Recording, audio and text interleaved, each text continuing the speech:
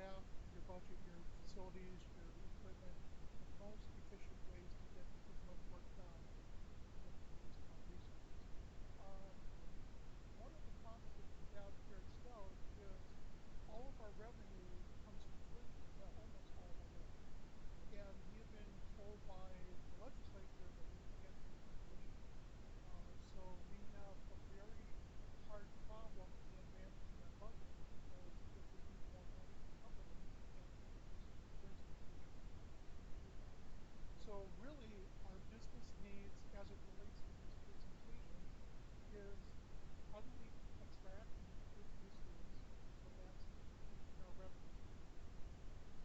How do we retain our current students, and how do we retain our current revenue? And we want to do that so that there's consistency to graduation.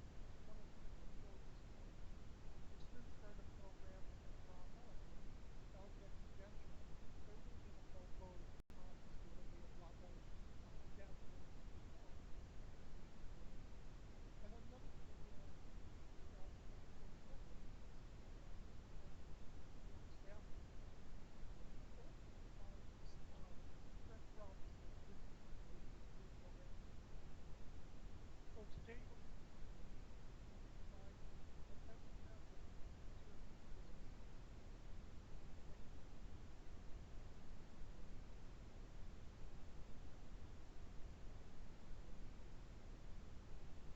We had a housekeeping before this group speaks. You're given the evaluation form. You do not have to evaluate the five groups that will be presenting today, but if you would, that'd be much appreciated. We'll be doing final evaluation next week using this as this part of the picture. So take five, pass them around. If you don't want to, just pass them around, and we'll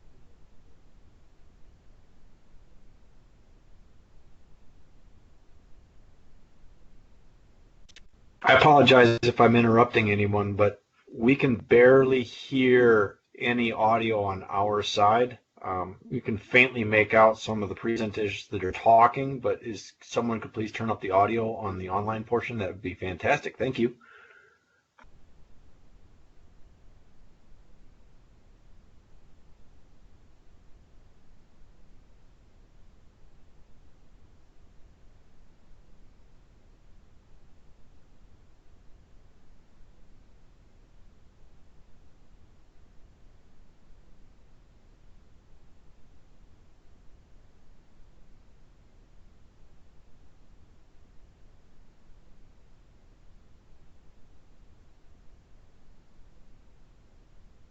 Okay, is that better? Can you hear someone?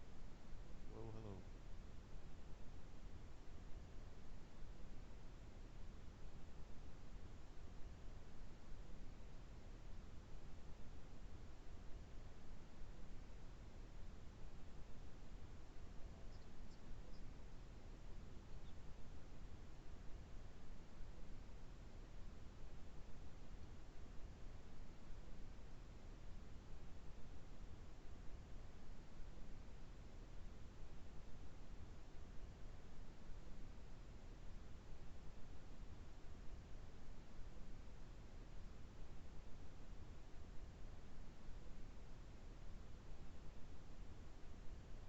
Hopefully it's this one. Testing one, two. Hello, hello.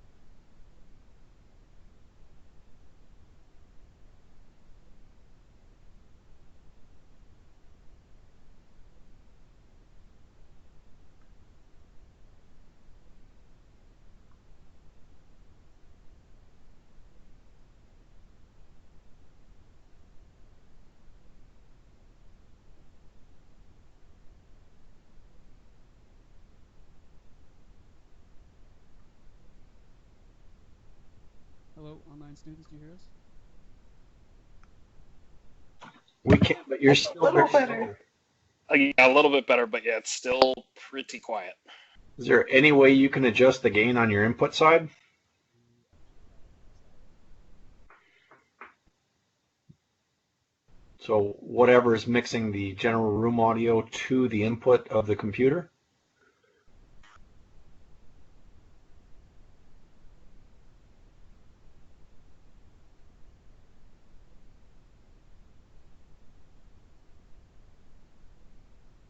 do that.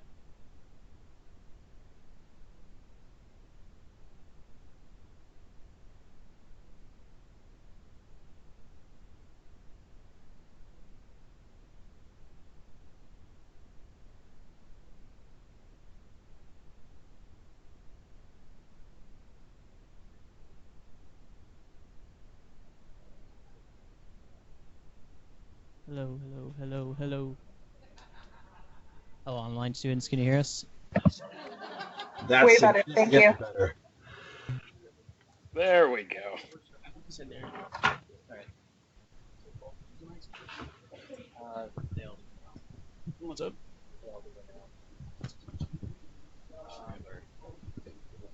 We can.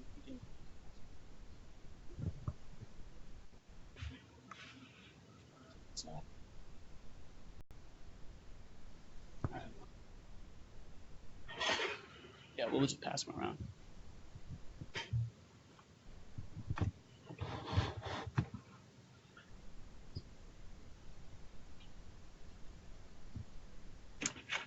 Greetings and welcome. Thanks for giving us your time today to present our final solution.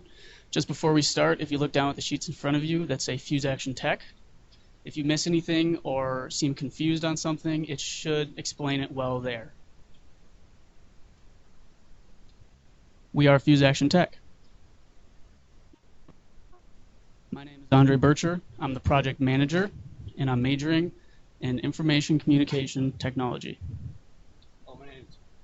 Hello, my name is Revin Ackward. I'm the technical SME, and my major is information communication technology. I'm Zachary Allen. I'm customer operations. My major is digital marketing technology. And I'm a application specialist, and my major is ICT. All right, so the problem that we focused on had to do with freshman confusion and how it relates to their intention right here at UW Stout.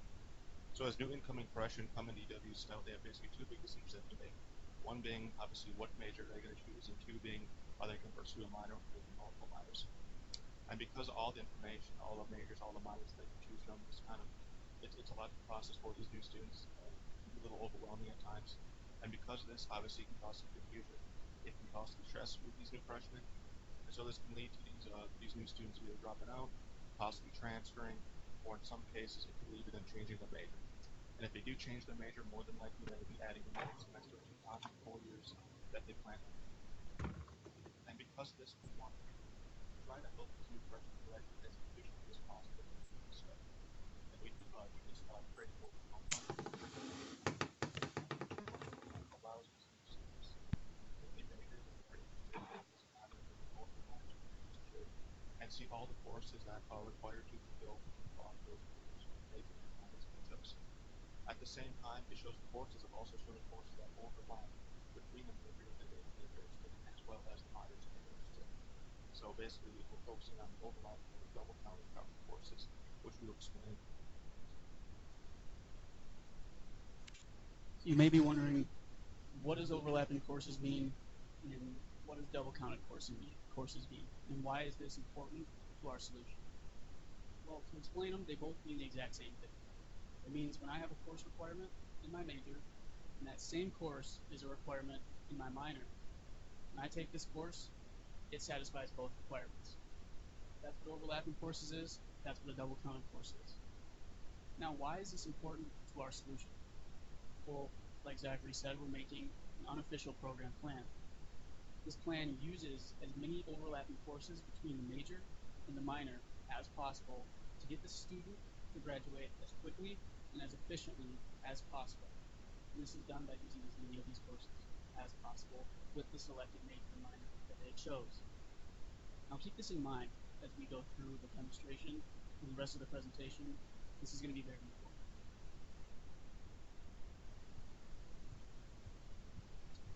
Okay, so the assumptions that we have for our solution, number one being that the solution will work for all majors and minors. Obviously, since we only had a couple months to work on this project, our scope is very constrained. So for this project, we chose one major and one minor, which we'll show you in a demonstration shortly. Our second assumption is that new students should be recommended to take at least one minor, and our solution will help these new students find out if the minor is going to overlap and help them more efficiently graduate with the minor or with the major that they're interested in. All courses are available every semester. We're assuming this in our solution. However, if this were to be fully implemented, obviously some courses are going to have to be called, while some courses are only offered in spring. Fourth assumption is that the solution is just first-round advice. What we mean by this is that when these students get this comprehensive program plan, we want them to highly suggest that they take this to their advisor. If they take this to the advisor can say, hey, you need to add a course here, you need to increase the course. Essentially, the advisor takes it and will personalize program plan for the student. So another assumption that we have is that not every course will double count. So with our specific majors and minors, wherever there is overlap within the program plan, each course will double count, but it's presumed that not every major and minor will have that same double counting aspect to it. Also, year to year, program plans will change. Whether it's adding class, dropping classes, program plans will change year to year, and someone will maintain this year to year. And like we said before, this is an unofficial program plan. That pretty much means that it won't show specifics like prerequisites and required class. It won't show that those exact specifics.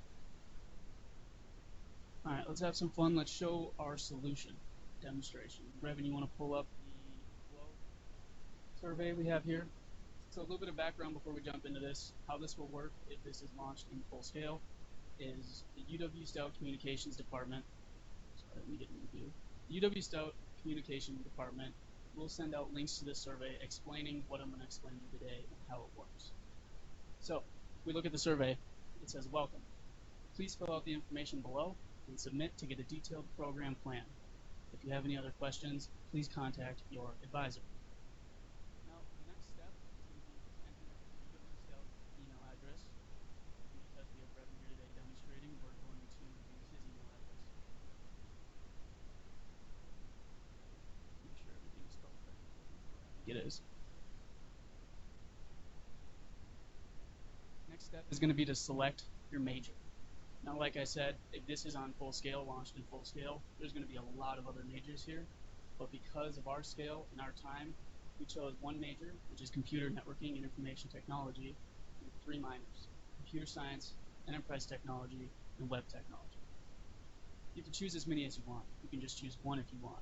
For our first run through of this, we're just going to choose Computer Science, and we're going to keep it simple just to explain. So the next step is going to be to hit Next. It's going to say, thank you for your time. We'll compute the results. Now what this is going to do is it's going to try to find the match that you selected, and it's going to send you an email based on the selection. So you can see it's 1:21 p.m. That is the time. We just got this email. It says, this is a link to your personalized program plan. And it has a helpful tip there for any students that open this document and are unsure of what they're looking at. It's going to walk them through it. So Brevin, let's click that link. It's going to bring you to a download. We're going to download that, Brevin. We don't like ads, so we're going to close ads, and we're going to open up the document.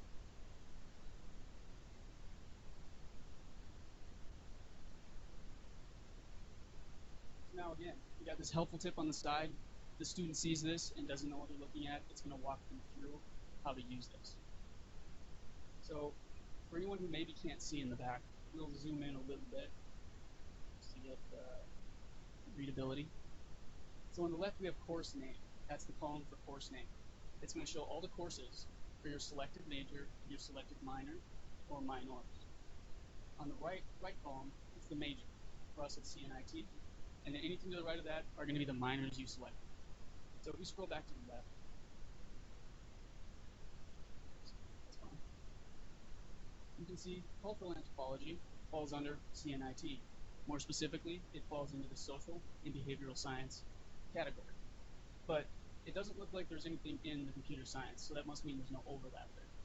If we scroll down, let's find one that has this overlap that we've been talking about. Again, that means when it satisfies a requirement in your major, it satisfies the requirement in your minor. That's what overlapping is. That's a double counted course. So let's look at web and internet programming. You can see that it's a requirement for CNIT technical, but this student will also notice that it's a requirement for their computer science core. So they must take this course to satisfy this. All right, let's ramp this up a little bit. Let's do a demonstration with all the minors. Let's see what this looks like when it's compared between multiple minors. Let's go back to that survey. We're going to enter in Revan's email again. Choose the major, and then let's drag in all those minors. We're going to hit next. It's going to send him an email, hopefully. Look at that, 1:24 p.m. He got a new email. It has all the same information, but the link is different. Now he's going to download that. Again, no ads. I'm going to open it up.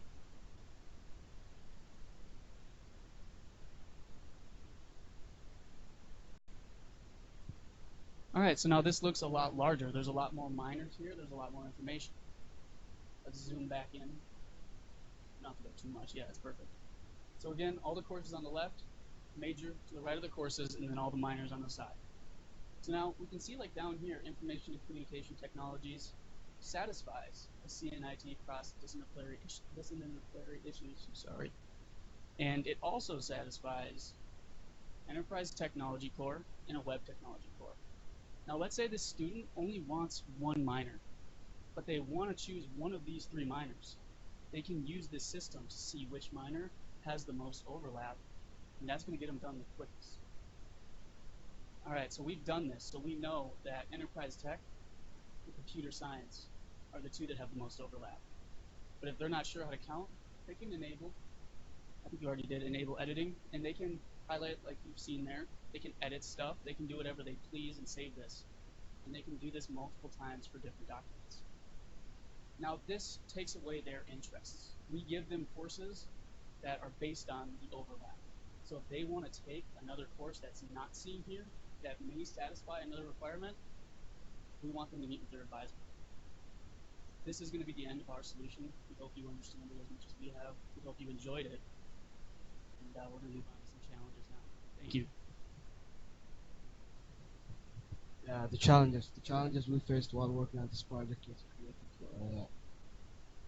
was creating a problem solution based on class scheduling.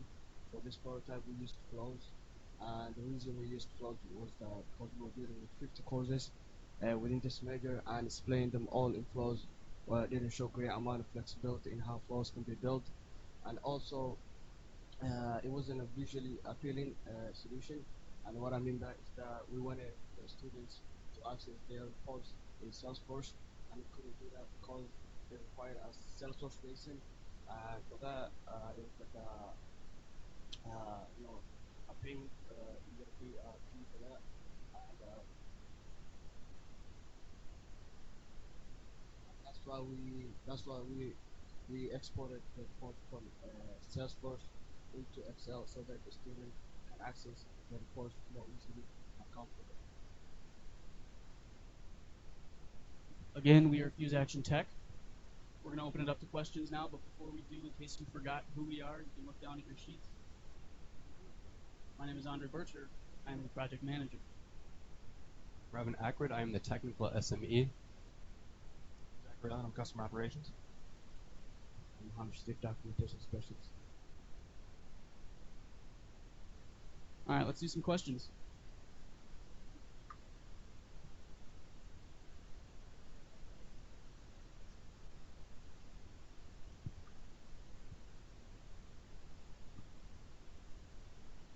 So first, cool use of the system. We do that. Obviously, this is kind of your first vision. If you were to make this go long term, how do you see Stout fully implement this into the day-to-day of a student after they decide to come in? So we would have to first look at all the program plans in which this would work between majors and minors. Because we did mention that it might not double count some majors and minors. So there would have to be a lot of research on what works between major and minor in between minors. There's also overlap between just the minors. So that would be a good amount of work, but then implementing it, the system is already set up. So all we'd have to do is input new majors, courses, and add new categories for those specific courses.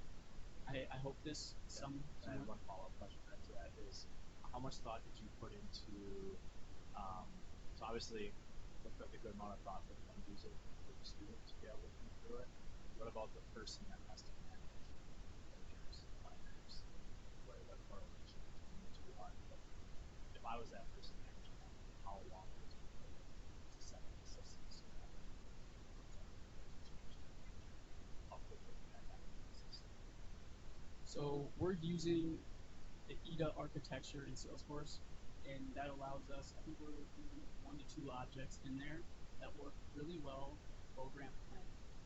And so you could demonstrate this to someone who wants to take control. It would be very easy as just a new object or a new course, just adding that and entering the information. As far as it goes with communicating with directors on what would be what, we kind of just assumed that they knew what would overlap. So I think overlap that allows, and I think most of these guys are doing that. And that's what we got approval from our minor director. Does that answer your question? Yeah. Awesome.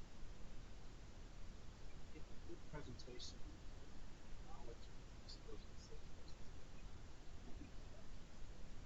So it seems to me that this is going toward the incoming student who knows nothing more than learning.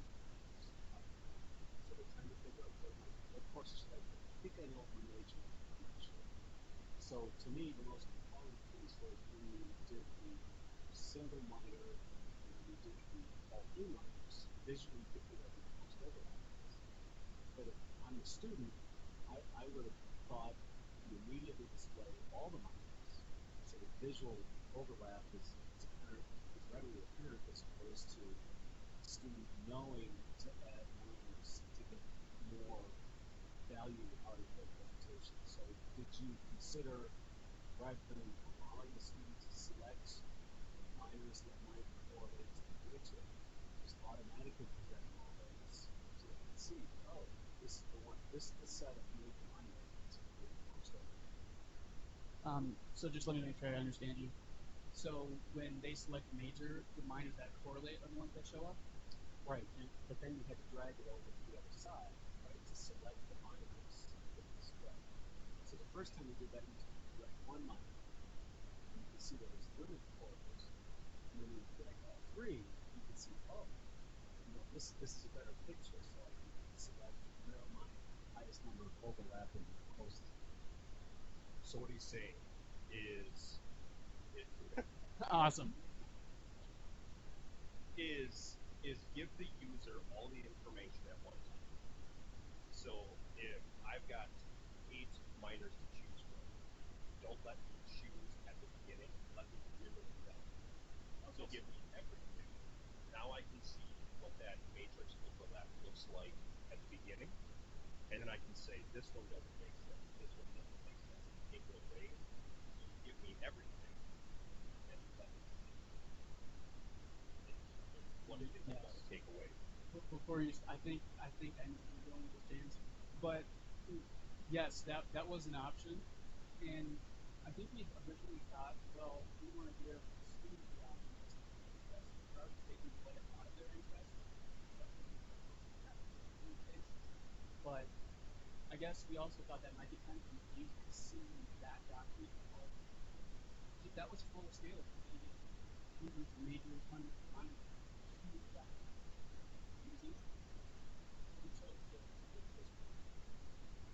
Well, and this is the fine, you know, we actually had this conversation once with Ben, that if this rolls full scale, there are several students that are having, you know, it's two or three minors, and they may not be technical related to the major study. They may be on the speech and communication side, but I didn't understand, and then that was something that part of that said, allow them okay, so that this is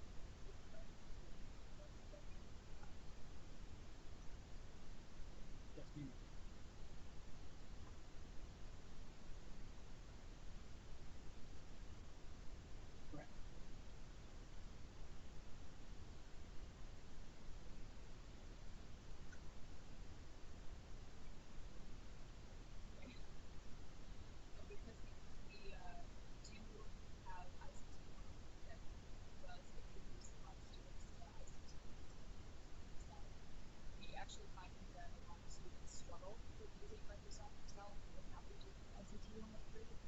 that taken into consideration on how well versed the student is in Excel or not in Excel for the actual solution or the output that comes out with? I don't think we actually thought about that specific thing, but we did know it was going to be that's why in the document that we'll walk through, walks them through from the top left, shows that this is where your courses are going to be. It explains the census, where courses are going to be. This is where the majors are going to be, the minors, and then rows going across is where it overlaps. So yes, some students might still get tripped up on this, but we're working that to help with it. And then if they can't, it's a great document. They can go to their advisor at the time. I think that's a good argument too of why you wouldn't want to give them a huge spreadsheet and have them narrow it down, yes, because most of them, and not, they're going to struggle. I'm not going to say most of them, but there are going to be a majority of them that will struggle with that. So. Yeah. Any more questions? What's up? I just have one more question on your implementation. Excuse me. Are you working through two different systems behind the scenes? The reason I ask this is the user that's building this out is going to have to maintain the course structure in multiple different places. So is it being built in one system and then you're using like an API call to take that information and build it into Salesforce? Or is it being built over here and I have to maintain and build that information in Salesforce as well? So maintaining that course structure in two different places. For this, you will have to maintain two different places. The first is the EDA. You have to like essentially add or get rid of a class that will go underneath the program plan itself. And then also here in flows, you'll have to update each of the actions to get that specific report. So basically refreshing that report that has an added class and that refresh report essentially added back to you. Okay, so I have to build information in multiple different places. Okay. The flows and okay. So I would just say it in looking forward and rolling this out big time is, do I have the ability to manage and maintain and implement that course structure in one system and being able to pull that into another? Just being somebody who has implemented and rolled out systems, I don't want to maintain the same information in multiple different places, especially if it's a person as perfect as we seem to be. We're not. That's my input, but it was a great job.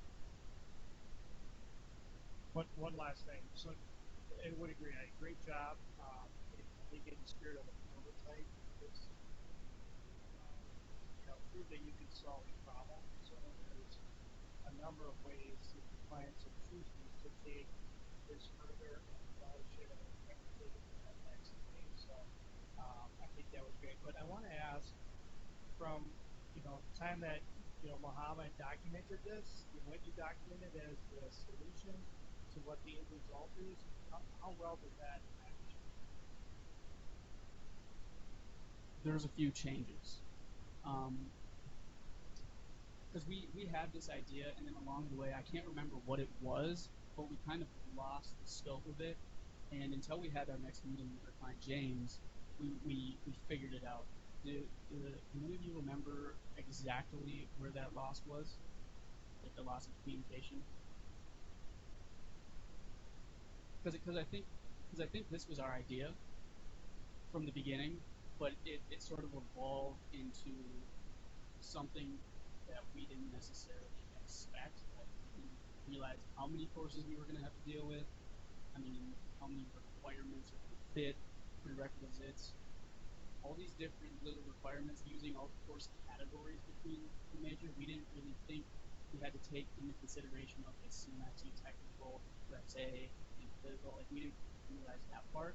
So that kind of jumped into our solution as well. But we had frequent meetings with our client, James, and we kind of came to an understanding, figured it out, learned how to do it, and moved forward. I hope that answers. Yeah, no, it does. That's great. I think that's some real world challenges that you're going to come across on any project, even if that's as small as this. So great job in overcoming that and working with your clients and resolving. So good job. Thank you.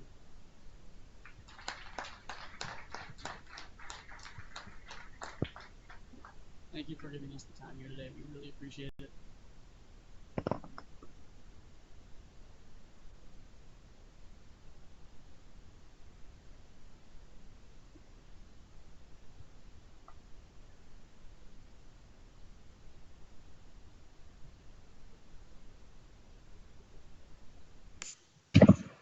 Hey, Hey guys, uh, before you continue, we just can't hear anything. still. It's gotten a little better, but it's like audio is still cutting in and out. It's going to be really hard for us to gain any value from the feedback that's coming from the presentations.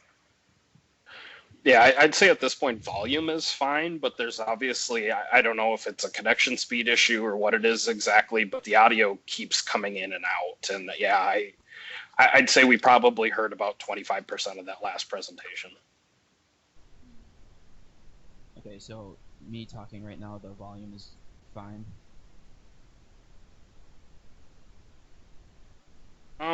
It's a tiny bit low, but I can definitely hear you and understand you. But yeah, during the presentation, there was just constant cutting, and it seemed just based off of kind of like the garbling noises, it almost made me think it might have been connection. I'm not sure. If I hold it really close to my mouth, is it better? Yeah.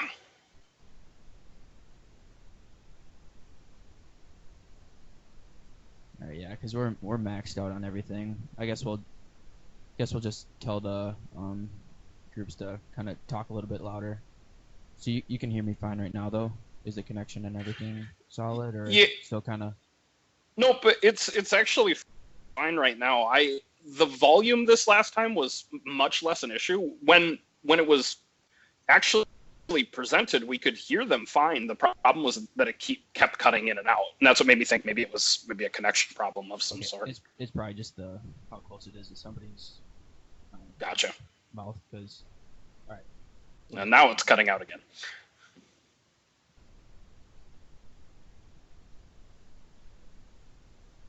Sorry, we really don't mean to keep causing issues. I know that this has got to be frustrating. It's just, we want to be able to hear it too.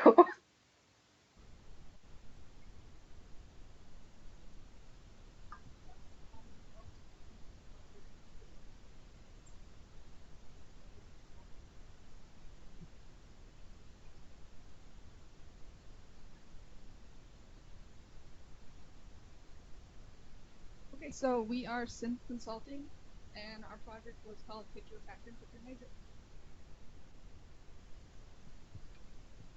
I'm Thomas Marshall. I'm customer operations. I'm Haley LeClaire, and I'm the project manager. I'm Natalie Kramer. I'm the SME. I'm Susanna Gauger, and I'm the documentation specialist.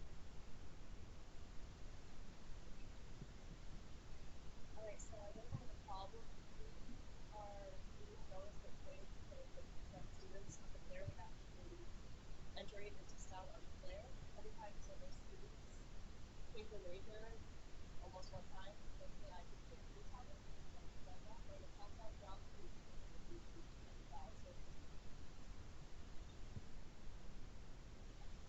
So our proposed solution was to create a survey to basically help these students better figure out what career and then what major could fit into what career path that might fit best for them. And we use the RACIC model. It's used by the World of Work. It's said to be the best indicator of happiness in careers. And it breaks up these personality traits based on investigative, artistic, social, enterprising, conventional, and realistic.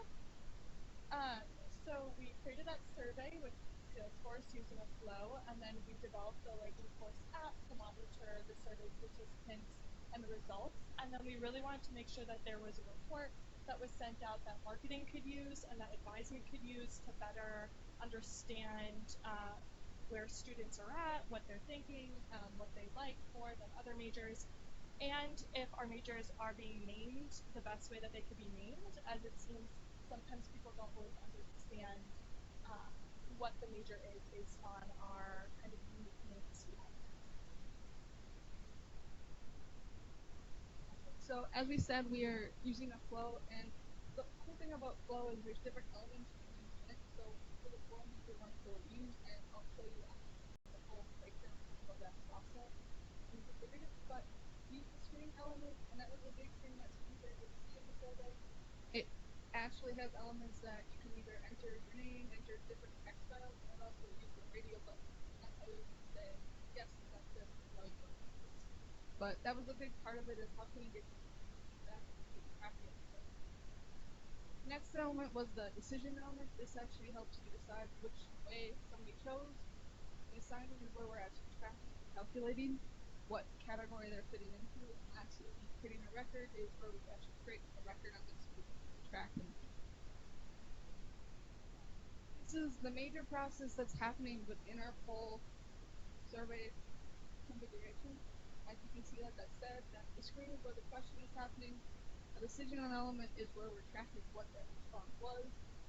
And then based on their response, we either assign a yes value to their categorization, or we don't assign any value. So the entire survey, once it's configured, as you can see, it's very lengthy thing to kind of integrate it into. It's that same process you just saw before.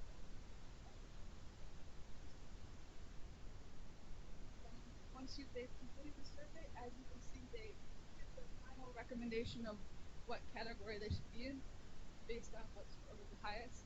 And actually, each one of those categories is linked to a landing page that we created that will actually get the full of that category. So this is an example of a landing page. We'll show you more in detail in a little bit. But we have 6 landing pages, one for each letter. And for each letter, there's 2 majors. And the reason we did that was because of this time and scope. We decided to show 2 different majors there that fit in to each letter. So just the follows. We really think that this survey will address the problems that the retention rate appears out on the side of students, projected students, and students that dropped out. Have this system that they can use to see if they can fit into one of those categories. This will really improve the student retention, make them want to stay at Stout, keep taking courses. And as we mentioned earlier, the dropout cost, this will save Stout money because the students will stay at Stout.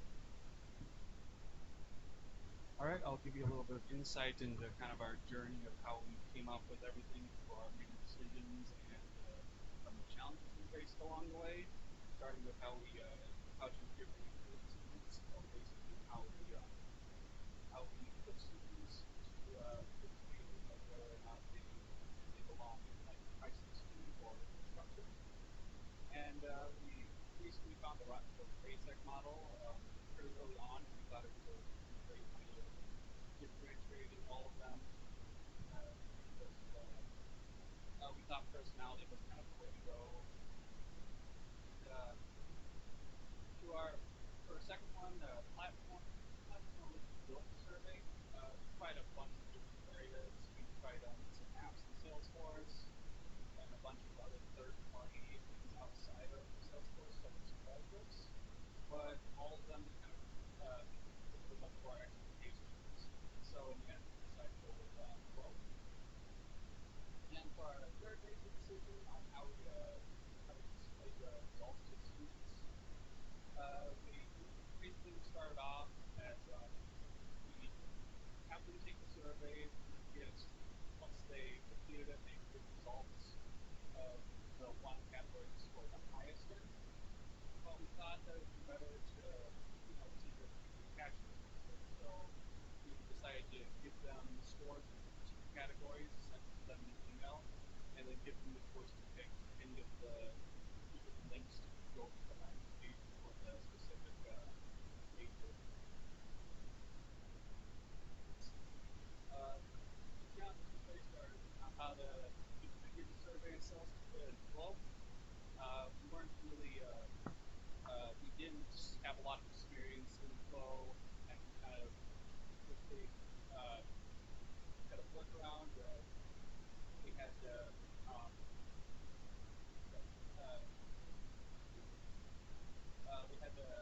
once we configured it in Flow, we didn't have a lot of experience, so we had to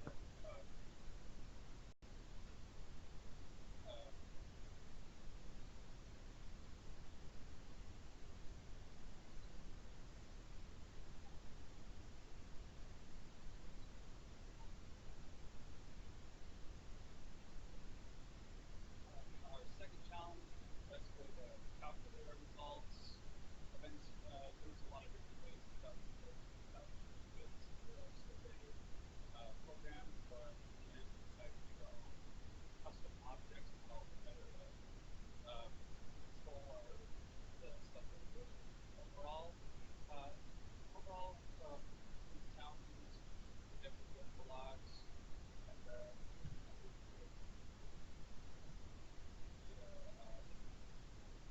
just came out better proposal.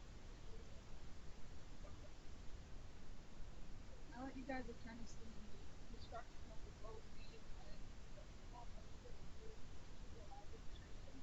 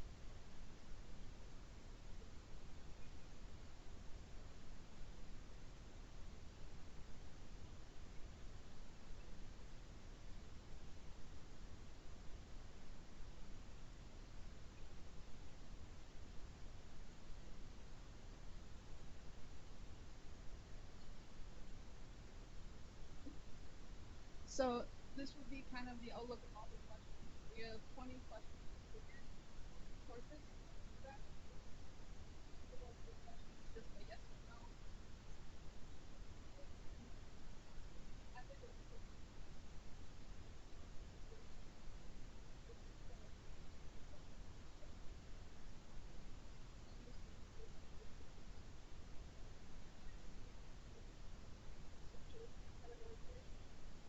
They'll be able to like sense of the differences, or they didn't. I'll let students talk a little bit more about the differences. So if you want to scroll down on the landing page, first we kind of explained, we wanted to make sure that the students would know what model we were using in the survey. So it shows kind of, they can read that real quick, and then they can also see those other options. Maybe they're thinking, oh, actually, I was realistic, but I feel like maybe I'm more, artistic. So they can read through those. As you keep scrolling down, we show those two majors to consider, like I said before. So in this case, we have the Human Development Family Studies and the Child Early Childhood Education, and kind of just like an overview of what those are, and then keep scrolling. We thought it was important to kind of have a little bit about what to expect in classes and what to expect in future career opportunities with these students. Then also some informational videos. If this gets built out, our original idea was to have like some really informational videos of actual students and majors that are talking about what they like and a little more detailed of what these videos actually show.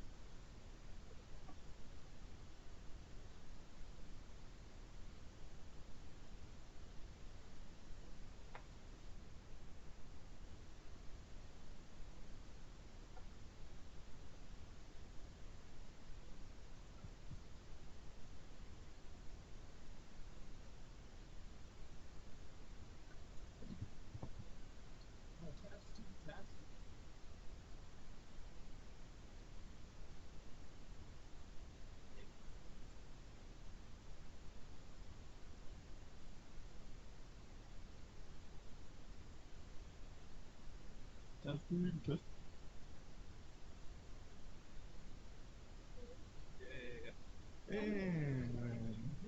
one more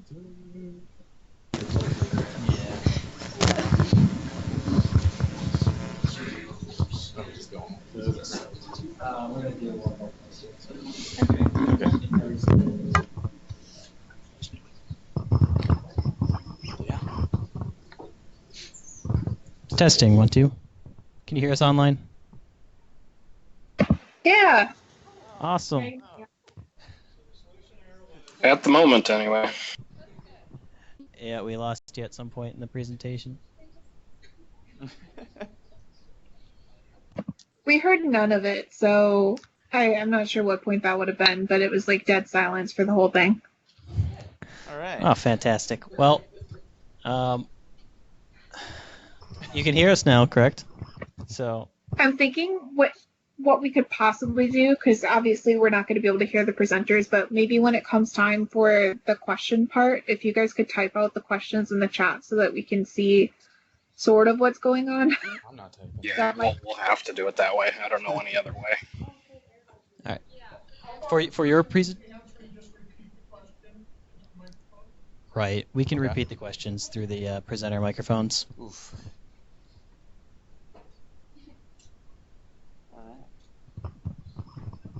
We good?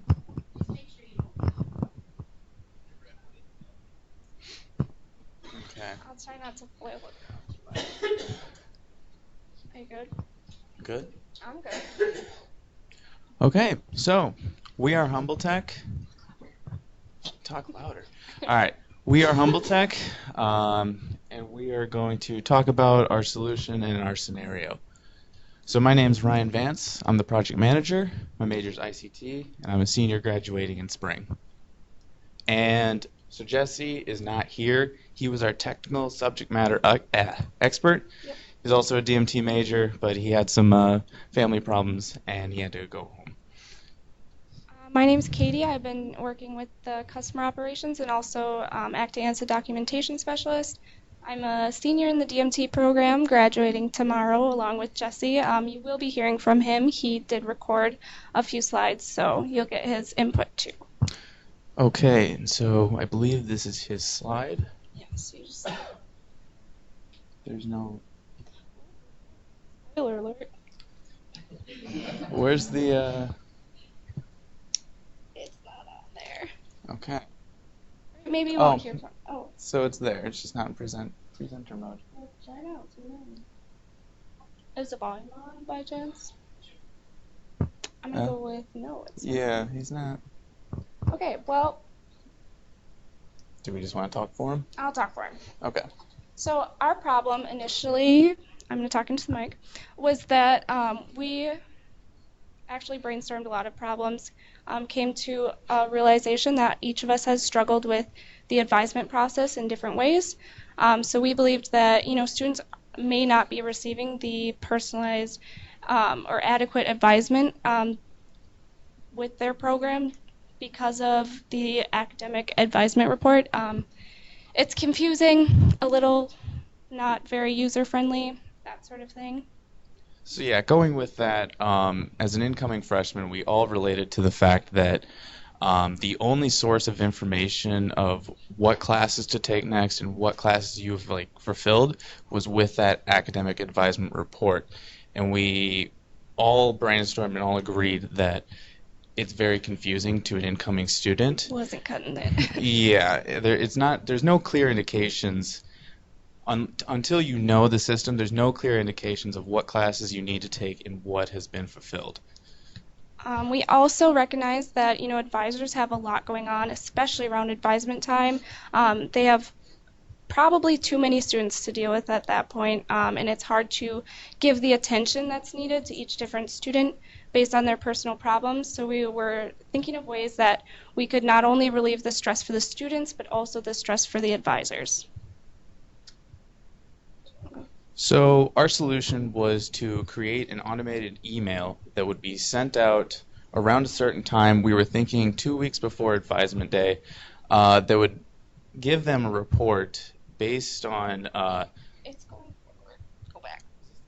controlled or what? So yeah, it would send out an email 2 weeks beforehand, and it would give them the classes that they needed to take for the next upcoming semester. This would be based on what classes they've taken, if they've passed or failed, when the class is offered, whether it be spring, fall, or winter or summer class. Yeah, and that was our proposed solution to our client, James. What our solution accomplished, he kind of went over it in the previous slide, but this just lays it right out for you. It gives students more of a roadmap to follow within the direction of their program. It eliminates the stress and hassle a lot around advisement. It also will increase the efficiency of advisement because it eliminates the what classes should I take question. You're going to go in to your advisement meeting knowing what's coming up, had you stay on track. It also will allow advisors to focus more so on the bigger issues, students that have big gaps or transferring students that just kind of need a lay of the land, that sort of thing. So our intended process is an email triggered by a date, like Ryan said, about 2 weeks before advisement day. This gives students time to plan, organize, look at different classes maybe they are interested in also, and ask questions. The recommended courses will be based on the semester, whether spring, fall, when it's offered, because not all classes are offered all the time. Where the students are in their program, freshman, sophomore, junior, senior. This has a lot to do with like the sequencing of courses. Obviously, freshmen are recommended more to take the lower level classes, whereas seniors are in the higher level. And then also, whatever prerequisites may be required should also be considered. So this is just more like a visualization of our process. As you can see, it's very simple. Not a lot of decisions being made because our initial idea was to give students the option on whether to get the advisement report or not, but we decided just give it to them. They don't need more stress and more decisions to make. So the date will trigger an email. The student information is pulled from records, and then the email is sent to the student email, and then the student uses that information to then enroll in classes. So, here's where things get interesting. We had quite a few roadblocks on this project. One of which was a huge issue was our scope was too big. We were also focusing more on the value of this solution rather than the technical details and the feasibility. As we mentioned before, we were we all related to this feeling of like, oh, what classes should I take next? And so we were focusing more on the value than the actual feasibility. And with that, we kind of got lost in the sauce, so to say. Salesforce is a very versatile platform, and you can do a lot of things a lot of different ways. And with that, it can get a little confusing. Also, with the roadblocks, we had insufficient timeline management. We did create 2 sprints, and we thought that that was going to be sufficient, but turns out it wasn't, especially with a couple other roadblocks that we faced. There's a lot to list. I won't mention all of them, but we did have some troubles. Unfortunately, we don't have a solution at this point. We have essentially not met our clients' demands, but we are here today as a learning experience because this happens in the real world. People aren't able to make timelines. But with the real world, you can ask for an extension. There's a couple other options, but with us, we're at the end of the semester. We're done. But with that, we have a couple takeaways. A lot of takeaways, but these are the main ones that we're going to hit on. The impact of time management. That is absolutely huge. We kind of treated the last meeting that we had as kind of a midway, you're halfway through it, but then came Thanksgiving break, and then there was 2 weeks left. It kind of hit us in the face, a little unexpected, but that's just something that we learned from it. Another thing is communication. Communication with the client, with a couple other groups, seeing if they had any solutions for us. Also with Jessica, the Salesforce expert. We really honed in on our skills of being able to communicate and explain our problems. We also learned to really narrow your scope. You got to understand that in the beginning, you only have a certain amount of time. And it kind of goes back, we were focusing more on the value of like, oh, this would be awesome. But in reality, we should have focused more on a more feasible project plan rather than saying, oh, this would be awesome. Also, online teams can be difficult, kind of going in with the communication. We had a couple problems where one of our computers straight up didn't have a microphone for one of the meetings that we were going to attend, and we had to use our we think on our feet, and we worked around that. But as of right now, don't have a solution to show you guys. I'm very sorry. But as our name is, we're Humble Tech. We're gonna be humble and say sorry, guys. We don't have anything, but we will open it up for any questions if you have any. Go for it. I actually got more of a comment. I think you hit it on the head when you say this was a learning experience. I mean, I think we've all experienced this in our own way, in separate ways, personal or not, or in business. Your failures, your challenges, your difficulties define and pave the way to your successes. So I think you've learned that and you know that. And both of you, Katie, Ryan, getting up there and owning that was a great job, and I applaud you for that. And if I were you, I'd pat myself on the back. All right, I appreciate that, Andre. Yes. The one thing I would think about, and I echo everything this young man said, getting up in front of peers, leadership, management, whoever that may be, and saying what you said is probably the hardest thing in the world to do. Okay? Along with that, with your solution, one thing that I would think about is, as an email, any type of notification, think about how many you get a day, where they come from, and how many you ignore because that's where it came from. That's the one thing I would think about. Is we all get a lot of emails from UW Stout. Mm-hmm. Some are very good, some are whatever it may be. We get a lot of emails from work. I do the same thing. This is important, this is not. Some just get lost in it. Yeah. You want to make sure that this solution doesn't get lost in an inbox. And I think that was one of our problems, was the fact that how do we get this information out to students? And with the constriction of no student can have a Salesforce login. It's too pricey, it's too expensive. Trying to figure out how to send this information out in a free way and also an accessible way was one of the challenges, and we felt that an email was the most appropriate way to get that information out for them. And we can send it with high importance, like, hey, you're going to fail if you don't look at this. No? I don't have any experience, so...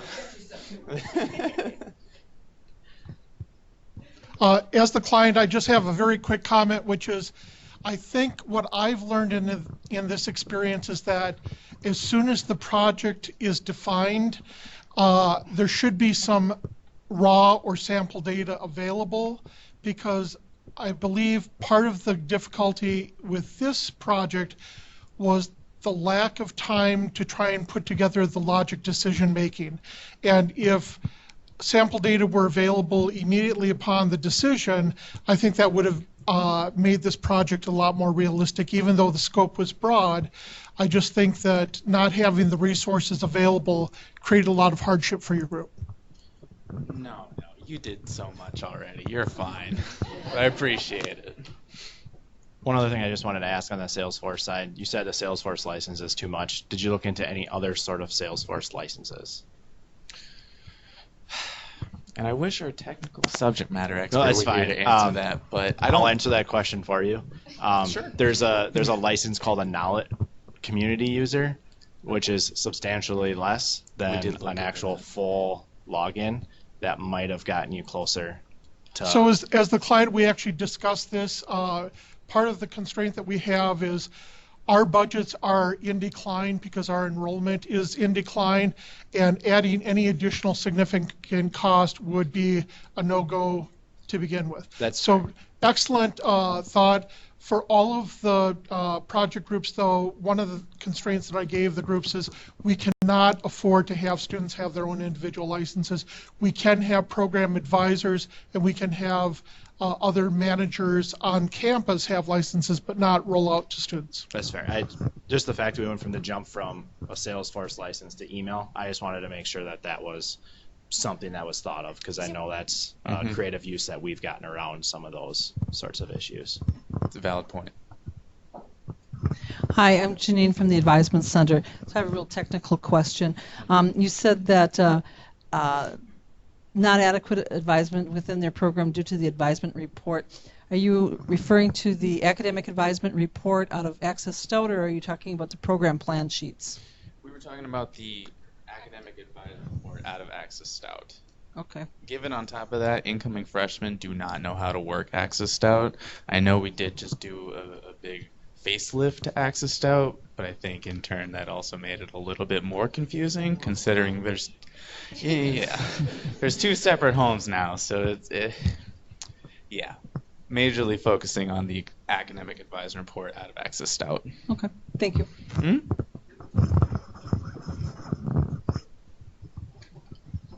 I just want to say it is a nice idea though. Again, from advisement, working with freshmen,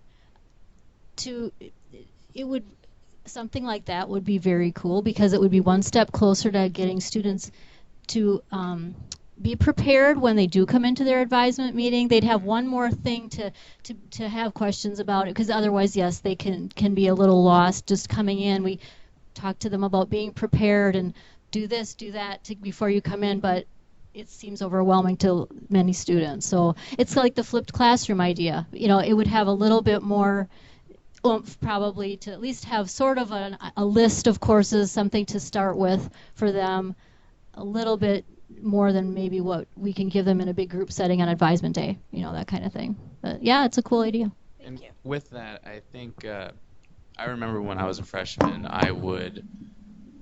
one of my first or second semester here, I literally made an advisement meeting with my advisor to just ask them, what do I take next? Because I didn't have the knowledge to figure out what classes were offered next semester. So that whole point of freeing up time, that wouldn't have happened had we had this solution available. Okay. Any other questions? Okay.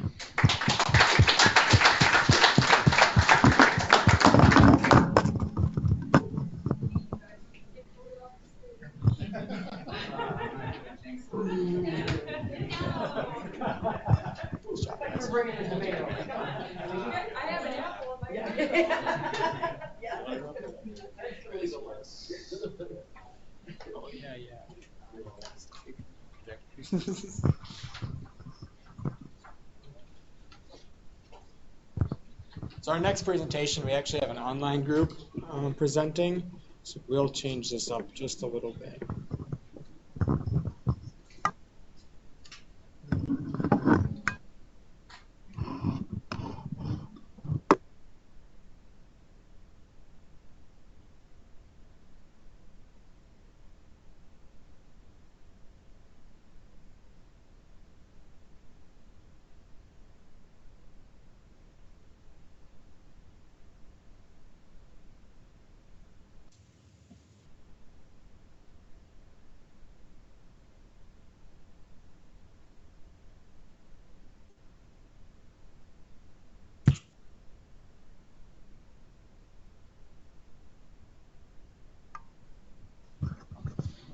Okay, SES, if you guys are ready for your guys' presentation, you can go ahead and share your guys' screen.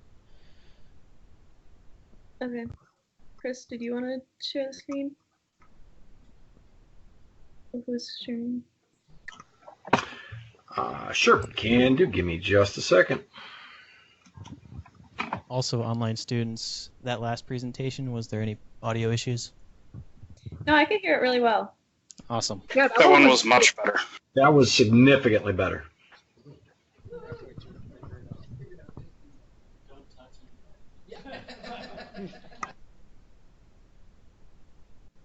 All right, just let us know when we can start.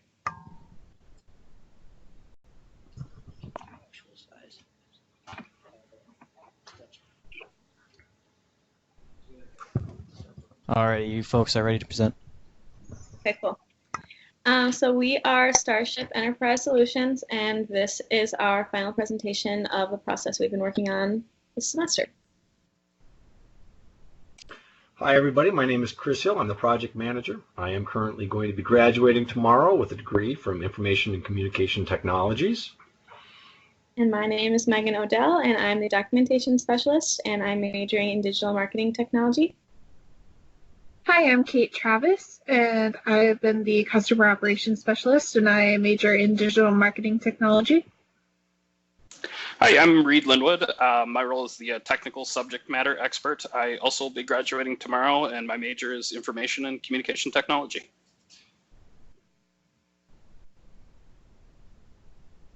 So we have discovered that UW Stout has a retention problem, which we believe stems from students feeling disconnected from the university. They feel like just a number. They don't feel like they really are part of a community. And it's hard sometimes for students when they come from high school to a new city and they don't really know anyone. So it can be hard for them to form their own community and find those people that are interested in the same things that they are. And also, there is a disconnect between online and on-campus students as well. And so we found that when students feel more engaged in their university, they feel more connected and they feel like they have a place at the university and they're less likely to leave. So we found this statistic here, and in a 2015, a study published by Gallup Purdue University has shown that college engagement not only leads to higher retention and graduation rates, but to greater worker engagement and all over well-being post-graduation.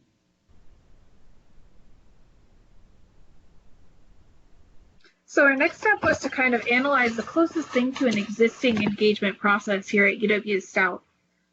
So we went into the Connect and walked through what it's like for a student to try to discover organizations post their recruitment event at the beginning of the semester. So once they're in Connect, they have to click on groups and organizations, and they receive this really overwhelming list of various organizations. There's over 100 of them. Really hard to get a feel for which one's going to be the best fit for you, how they're structured, anything like that. And there's just a lot of choices, so there could be a little bit of decision fatigue. So if a student wanted to, they could filter by a specific category. In this case, we selected business and management. And once they are in that category, they can see a little bit more of a refined list of student organizations. If they were to click on the Student Construction Association, they're able to sort of view a general about for that organization, get a little bit of a peek, but a lot of that information is closed unless you join. So if they click join, it will say you are not a member yet, and you have to confirm again, yes, I actually do want to join this group.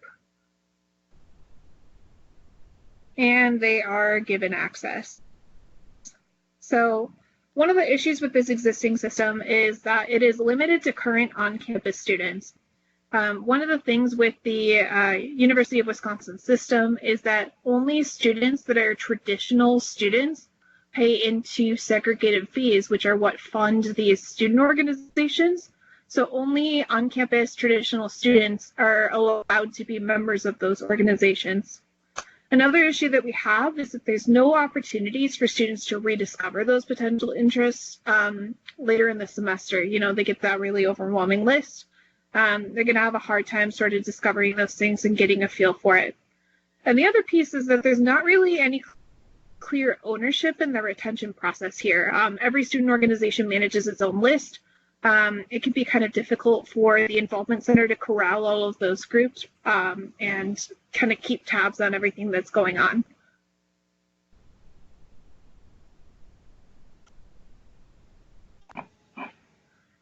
So our determined solution was to find a way to create a sense of belonging for the UW Stout community through creating spaces for engagement surrounding personal interests. We decided to create a survey system that helps students find communities based on those interests. Since student involvement in communities is shown to boost retention at universities, we thought this was a really good fit. So if you see in our visual here, this is kind of like a confirmation page from the end of that survey that we decided to create. And they're able to be matched up with these specific interest groups based on what they select.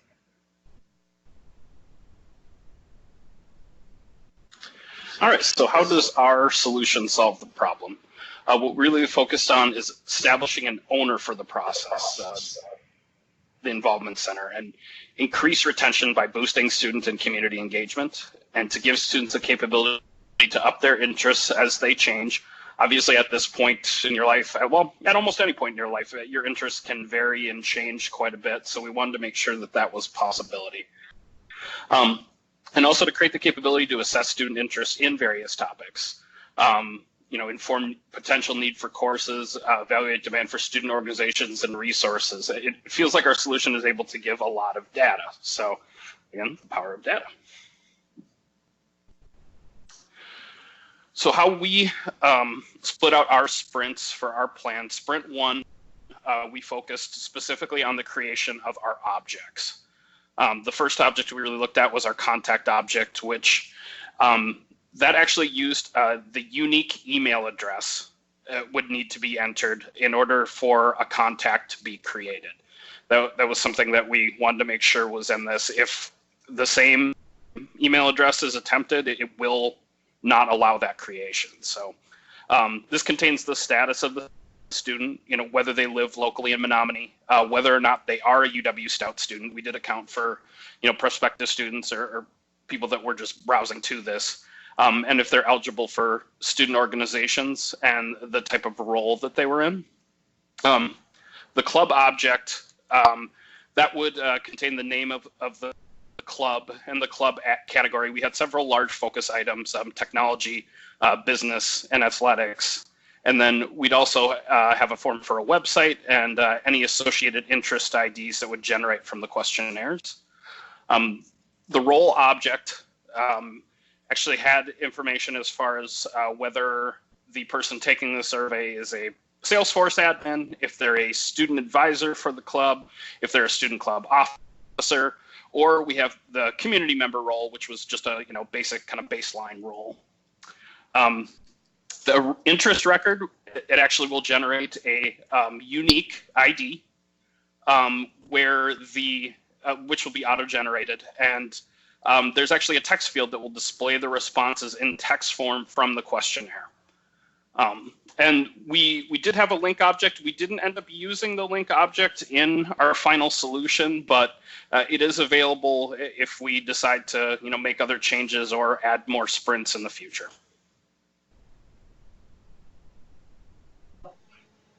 So really, when we looked down into Sprint 2, it was more about the processes and logic required in order to make all of those different objects work independent or work together to talk to each other as they needed to be.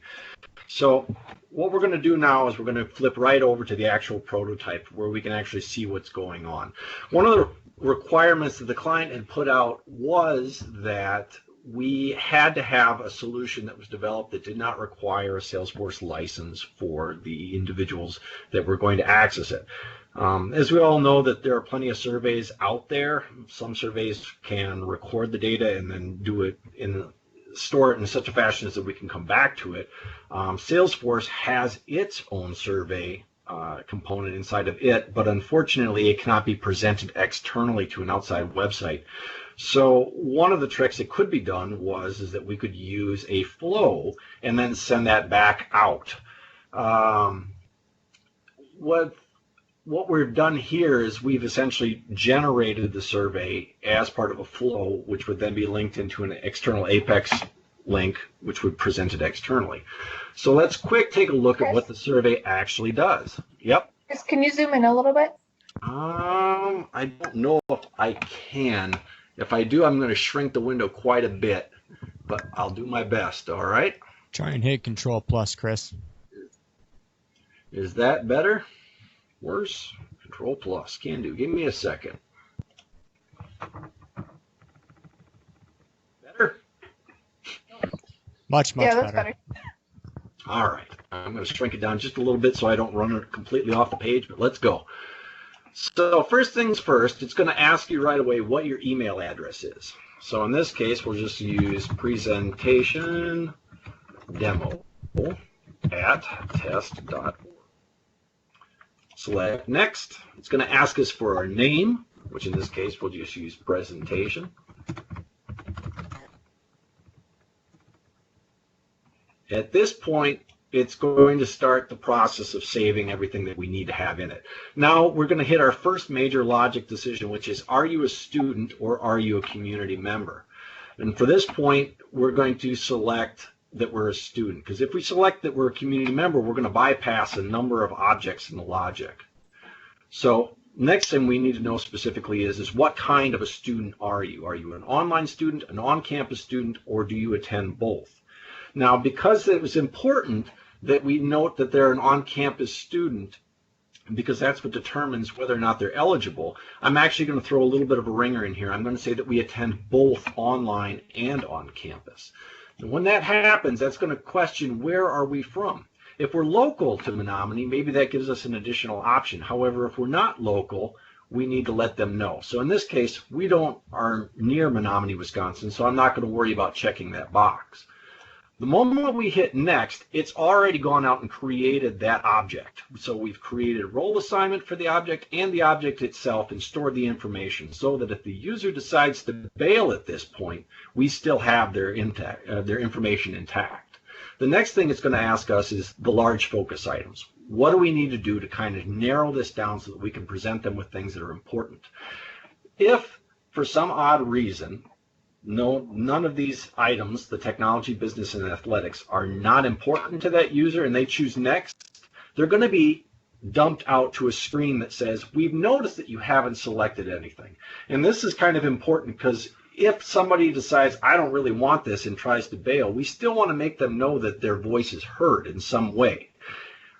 If they say, oh, well, you know what, maybe they're right, we should go ahead and take another look at it, we can automatically come back in and select some of these focus groups that we want to learn more about.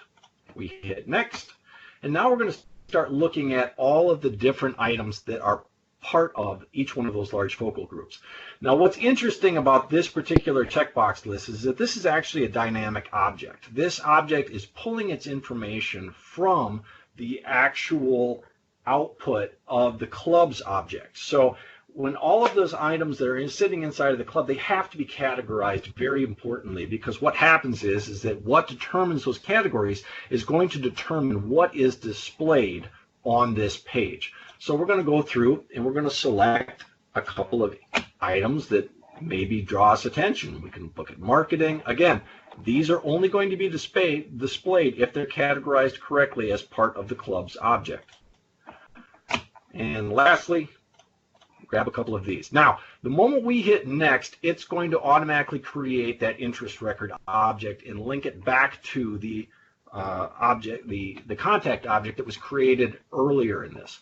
So we're automatically presented with gaming and programming, the two items that we had selected, marketing under interest for business, and recreational and fanatics for this particular portion. Now, if we hit next, it's going to give us to a thank you screen, and we'll be finished.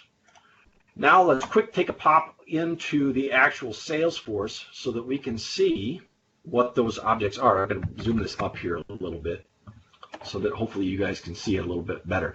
We're going to come down here to CID 050, which is our presentation demo. Notice that we have a presentation name.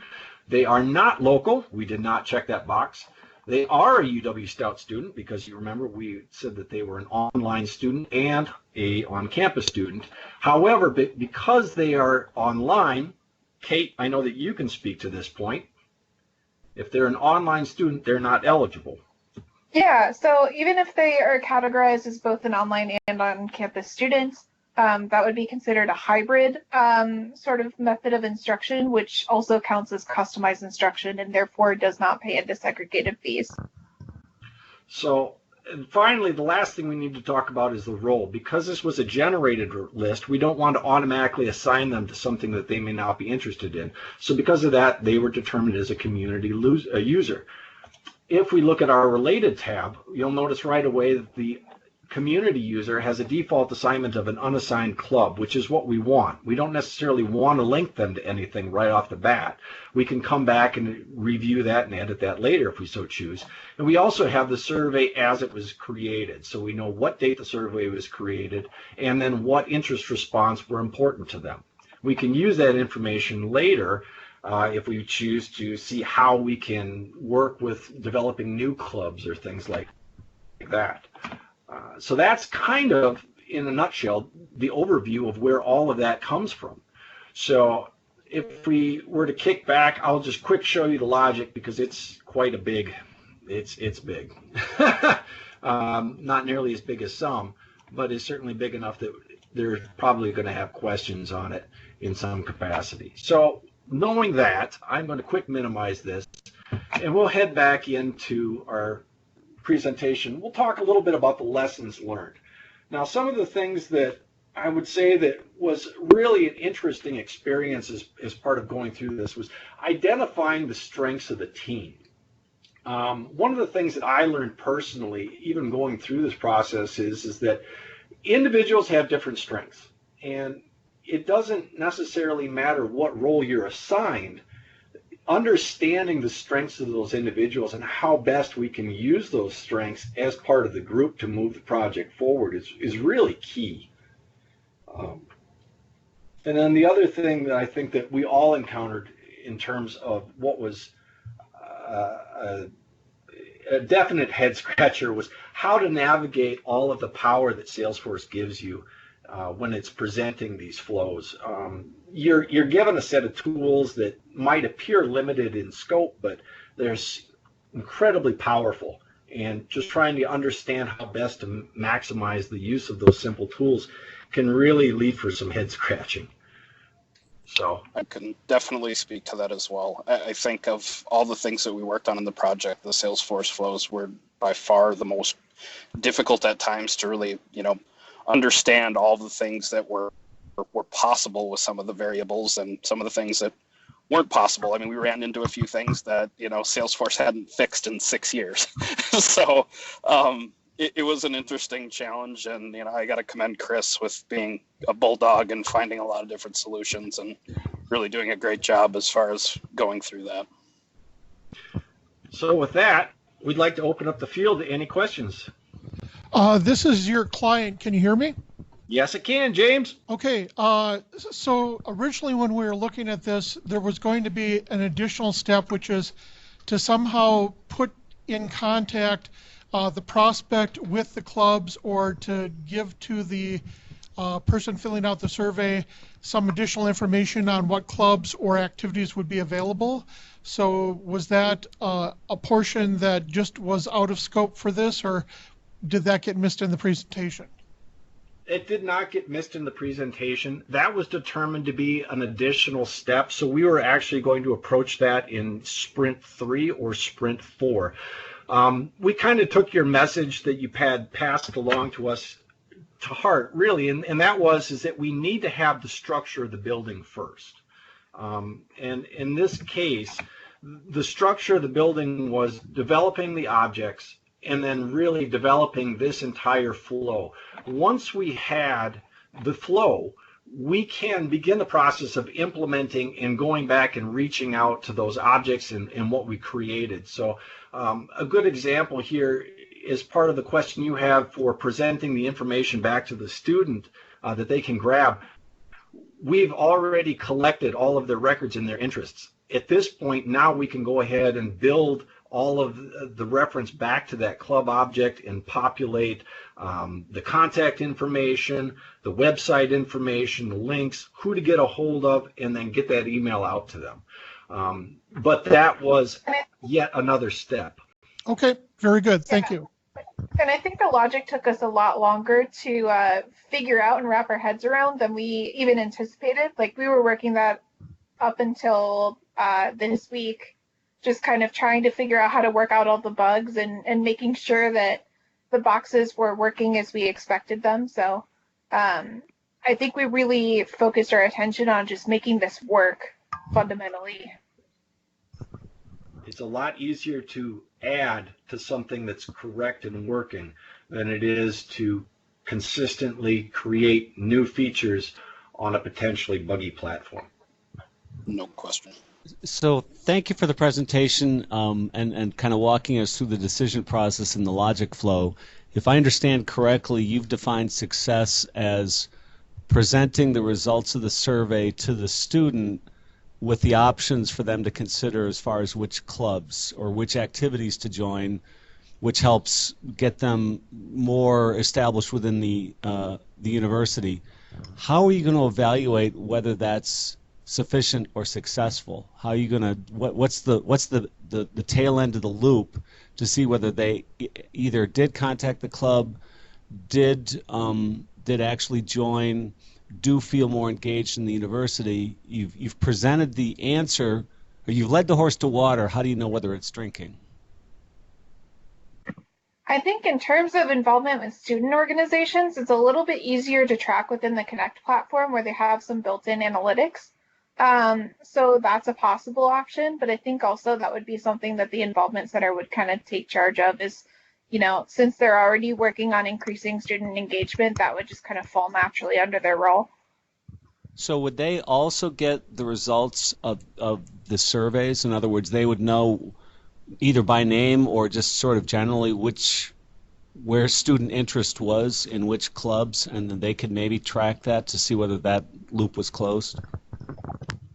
Yeah, our intent is to be able to have the Involvement Center staff kind of take on ownership of this database as we start to build it out. And then, in a future state, they would be able to create email lists based on the type of event that they're hosting or things like that, and just be able to, keep that recruiting and that interest engagement running more smoothly. Okay, thank you.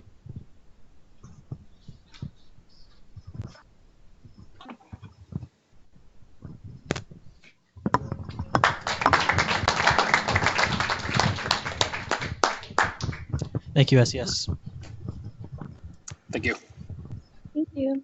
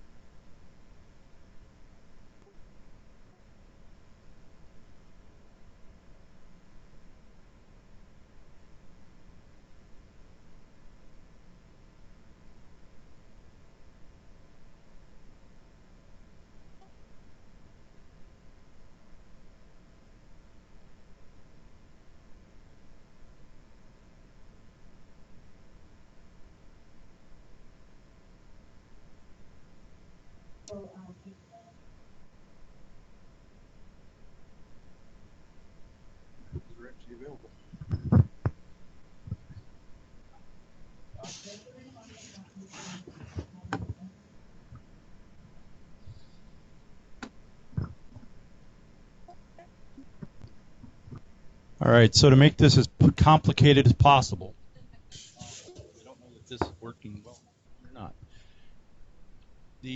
We're going to actually make this as hybrided as possible. So we've got in-person, online, and recorded, just to make it fun. Steph and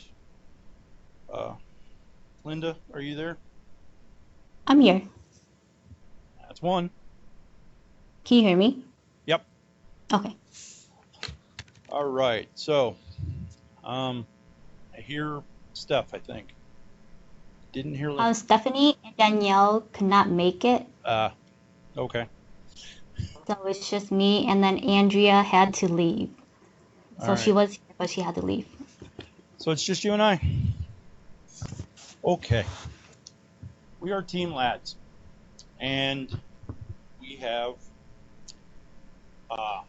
Stephanie, which is our project manager. I am the technical SME. Our documentation specialist is Danielle. Linda, who you have here, is our documentation specialist, and Andrea is our customer operations.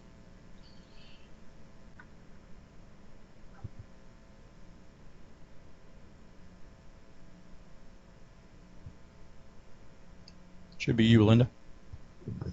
This was Stephanie's. Steph. part. Yeah. All right.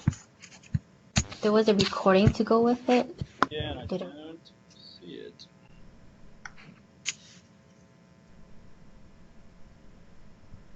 Well, let's make that.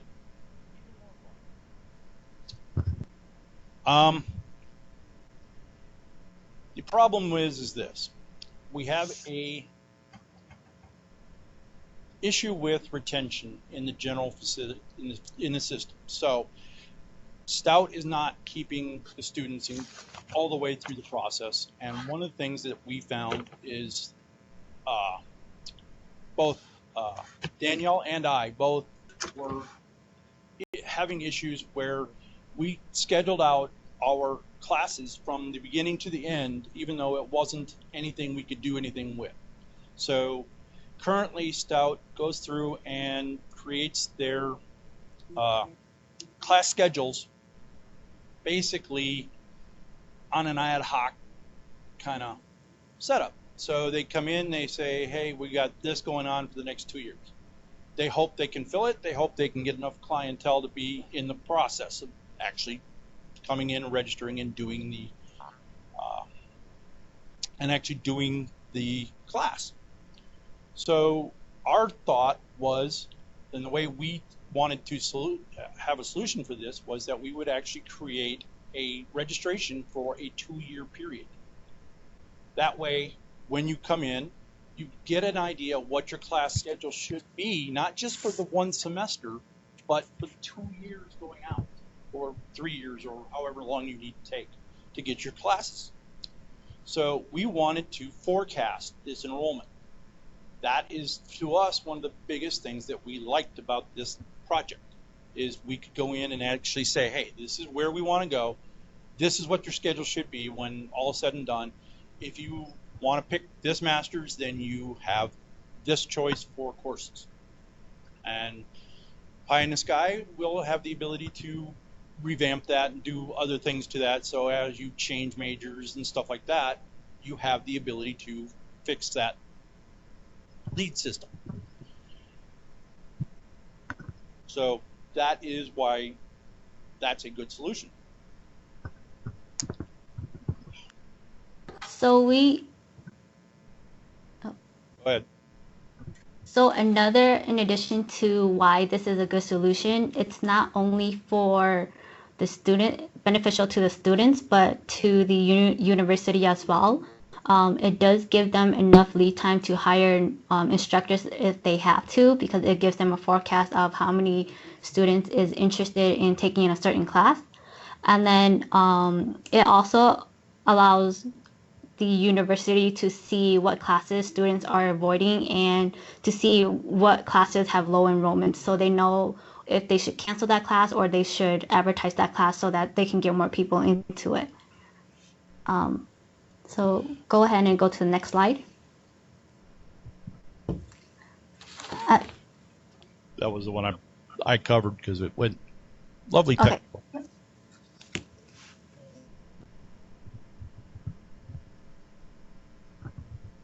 Okay, so we understand that the university is already familiar with the Salesforce CRM platform. So what we used was the Salesforce Education Data Architecture, EDA for short. This is Salesforce Special Edition that is designed for higher education.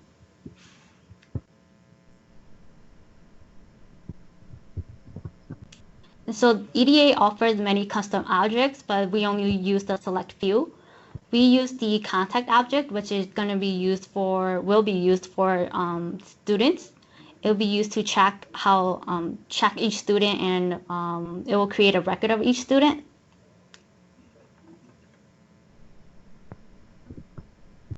Next, we use the course offering object, which is used to show students which courses will be offered during a specific semester.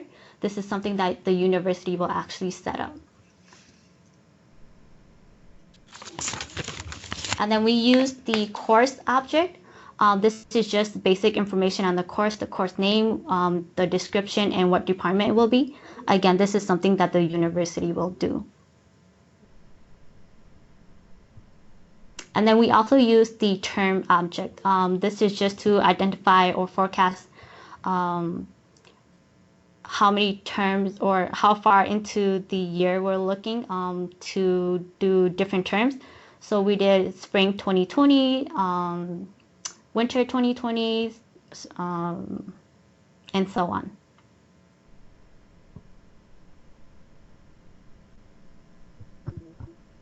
And this is just our basic data map on how everything is connected. So the courses and the term will be connected to the course offering, and then the contact will also be connected to the course offering, and vice versa.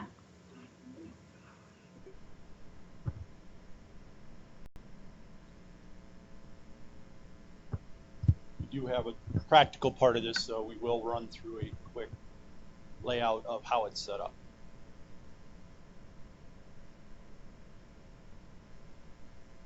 We did use flows to do this.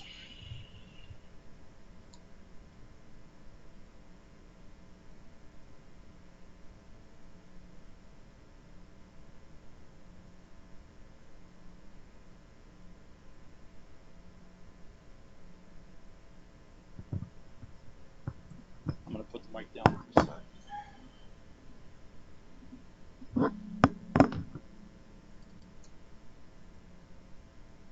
Since we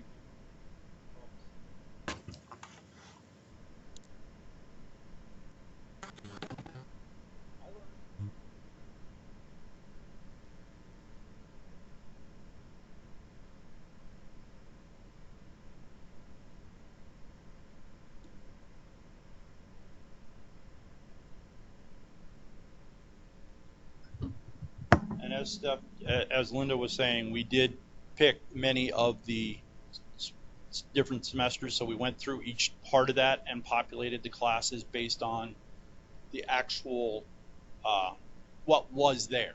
So we took the course schedule and put it in place, so what was available for spring of 2020 is what should be in the list.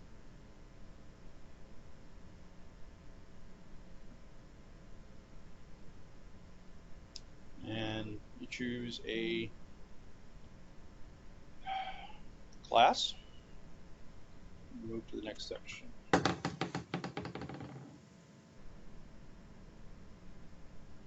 right, and you would repeat that process for the individual terms. Actually, I hit the wrong one. I apologize. We've got a couple of versions that we're still having fleshed out.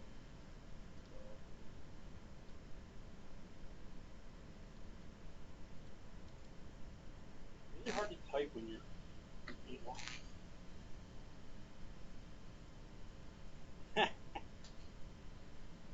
So we do all this time.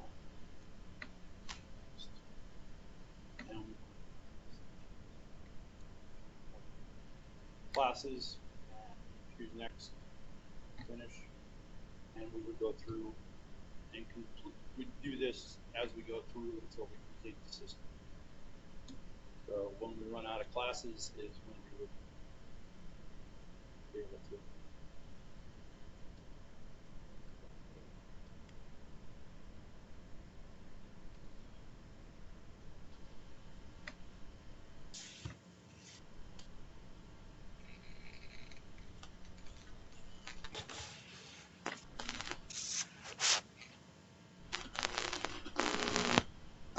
Is behaving a little bit different from what we had originally set up.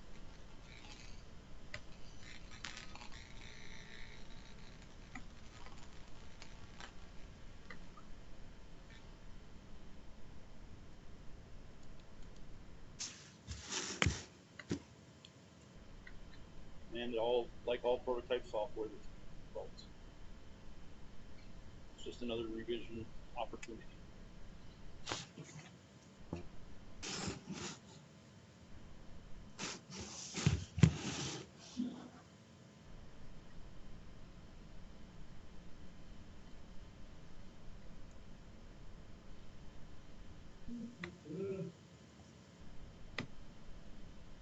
And that's the general gist of what we're trying to do.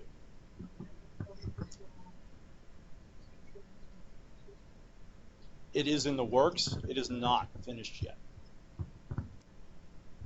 That is one of the featured goals, but it is not available yet. The programming to this point was fairly complex and required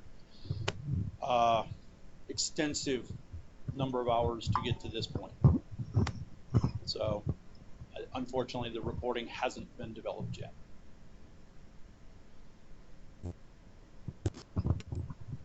Yes. So when the student completes this, they will have basically laid out the next 2 years. Yes. And the student is not guaranteed those spots. That's sort of their proposed plan, so that do they get, is it first in, first come, first served? I mean, how do I know as a student the extent to which I can rely on that plan? Because I've laid it out. Obviously, it's going to go to the school. They're going to try to load shift or whatever it is to make sure they can accommodate all the requests. But even though I put it in there, it doesn't mean I'm in, right? Correct. It's the ability to register for that time frame, and it's a forecast right now. The opportunity to actually register that as a class would be something the university could absolutely implement, if that's what the choice was. But the advantage of doing that is, yes, you would have a report that says, okay, this is your schedule, and these are the classes to take for the next 2 years out. Would it then automatically adjust after each registration period? So let's say you could not get into one of the classes that you'd scheduled yourself for, or the university dropped it or something. Is there sort of a feedback loop to say, here's what you initially set aside or scheduled, I guess? Currently, okay. No. Okay. But it is something that could be implemented. It's just not there current. Right.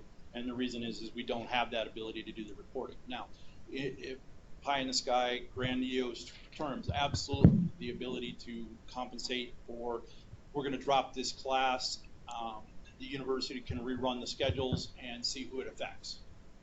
Would be ideal. And it's just as possible that the student's going to change their mind too, or Absolutely. change. The student can change their mind as easily as the staff can't support it. Thank you. Hey, Anthony. It's nice to finally meet you in person. I'm Cammie Peterson. I've had you in a couple of my classes, so nice to meet you. Yep. I had a similar question. Kind of stole my thunder, man, I tell ya. I'm just kidding. Just kidding. No, I think the concept is really great, because I think that's one of the things, now being a full-time instructor here, that I'm struggling with is, am I going to have enough students in my class next semester to have the class, right? So it would be really nice to have that. But from a standpoint of keeping this up to date, so you're facilitating this and showing it in Salesforce right now, right? You're in Salesforce entering this. This is in Salesforce. And if we don't have, the student licenses or even the community licenses for them to be able to get in, would this require an additional hookup or API into a different system or a website or something where they would be able to manage this? Based on my existing knowledge of Salesforce, okay, which I will not claim to be a superior expert in. there are APIs that you can set this up so that this can be done from a website. So we used Excel spreadsheets to create the series of documents that we have inside. So the terms and the classes and all that were generated from an imported sales Excel spreadsheet. So yeah, it can be done that way. But right now, the way you have it set up, it would be like maybe on advisement day, they would like the I don't know if program advisors have access to Salesforce. The way I envision this is one of two ways. The person that's sitting there in the office that's saying, hey, what do you want to do for this term? You know, is that your counselor is going to sit there and take this information and run it. So that is an option. The other option is the student can do that. Me personally, the reason I came up with a lot of this idea and the reason that we pushed it was because when I sat down, the first thing I did for my associate's degree, for my bachelor's degree, and now for my master's, is I sat down and did this for myself every single time, so that I could look at it and go, okay, what is the schedule? What is the class being on? That way, I didn't waste any of my time. Yeah, I did the same thing, but I did it in Excel. So this would be really cool. I mean, but I was just wondering if it was Google Docs was my choice at the time. If it was from the student, because I would like self-help where I would be able to, or self-service, I guess, to be able to do it myself as a student. But it looks like right now it would be with the person in the office. So thank you. Appreciate it. Real quick, I don't know if you're touching on it, but it sounds like there could be two systems, obviously, where the courses and terms and all that stuff live. Is your thought process with this solution that someone has to use an Excel spreadsheet to move it in, or was there thoughts No, it was just that happened to be the convenient method for us to import the data. We were using EDA, and EDA is an excellent system.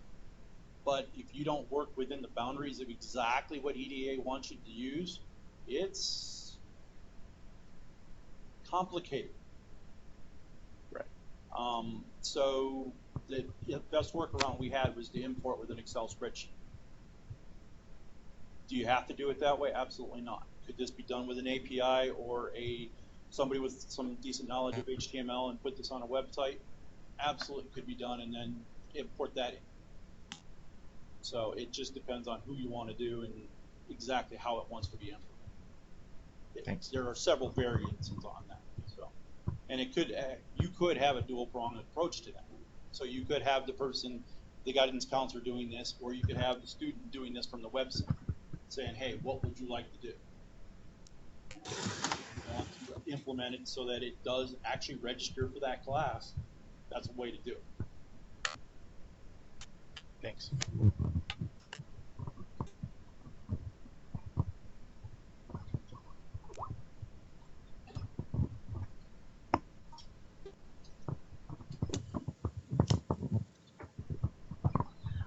I'm Janine from the Advisement Center, and I do like the planner. Do you see, because all the program plans have 4-year plans, 4-year or 8-semester sequence, whatever.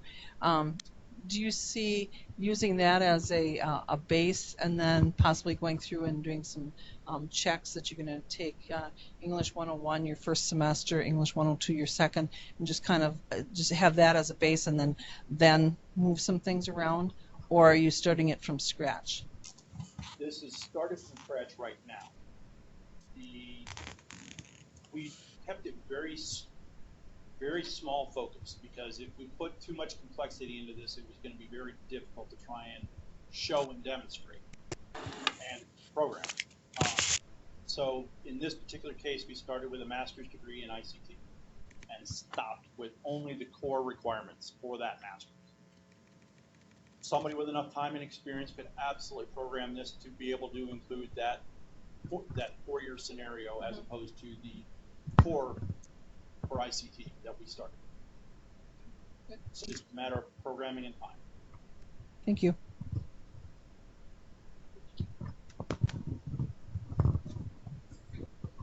From the perspective that I've got these days as a department chair, and the department chair's role is to provide the resources for the teaching and learning part. one of the areas we spend a lot of time in and we talk an awful lot is actually having the right amount of sections for courses in the right time for our students so they can walk out of here. And quite honestly, anything that would be better than what we do now. I don't know, I think it's treated more as art, even though the science really would help us a ton on this. I mean, I see this, you're looking at a 2-year, can that be replicated for 4-year? And I'd say the answer would probably be absolutely yes.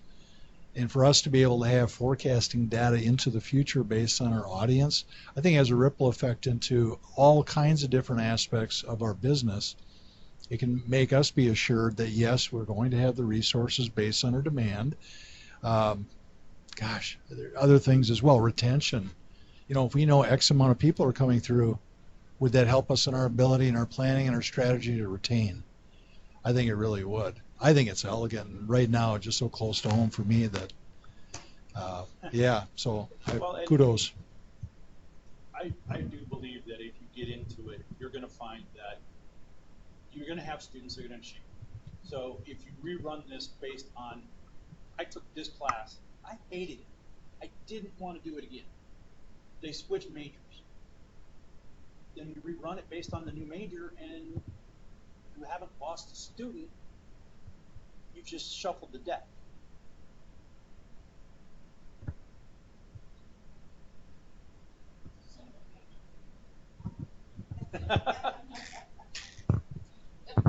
So here's a question: when you came up with this solution, this prototype, did you consider the human factor in all of this? What I mean by that is you're expecting human beings, students, and hopefully advisors to use this. Did you have any recommendations about how this system could best be run based on the processes the human beings would need to buy into? Specifically, no.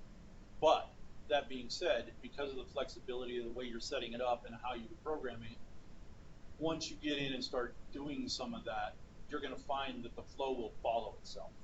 So you're going to find that, okay, you've got a test bed of 100 people, those 100 people are going to walk through it in a certain way. I'm not qualified to tell you the metrics on that. I can't tell you, I don't have the psychology behind it. Why would somebody click this as opposed to that? I don't have that knowledge base. But somebody that does might very well be able to put that answer into you a better way. Right. So the thing that I'm getting at here is advisement processes on programs based on program directors is vastly unique. Any given program director is going to do something a little bit different on this. That's one thing I've seen on this campus that I think is a terrible inefficiency. It's like what we do with the ICT program is we practice advisement by ownership, which would fit beautifully with what you're suggesting here. For somebody to actually come in and say, all right, this is the way we're going to do it, and say, you're going to say 2 years in advance what you're going to be doing, we could actually benefit from this greatly. Now, there are other programs that are very traditional where they fill a room like this with all of their students twice a year and say, take this class, which in this case is, it's the people aspect in that case. Technology works, but if the people aren't using it, they aren't using it. Now, something I do want to say is I was not the only one that worked with this. The other people on my team very much were a part of this. This wasn't just I did all the work. Not even close. I put the initial nugget of concept into the system, and that's where we started. They did a lot.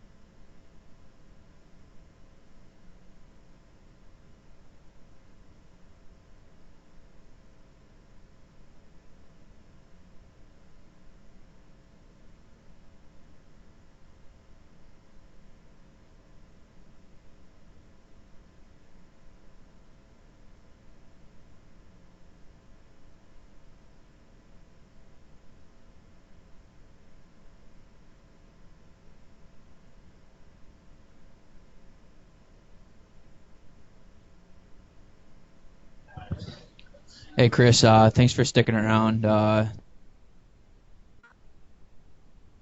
right. Well, if that's it, I hope you guys have fun over in the network session.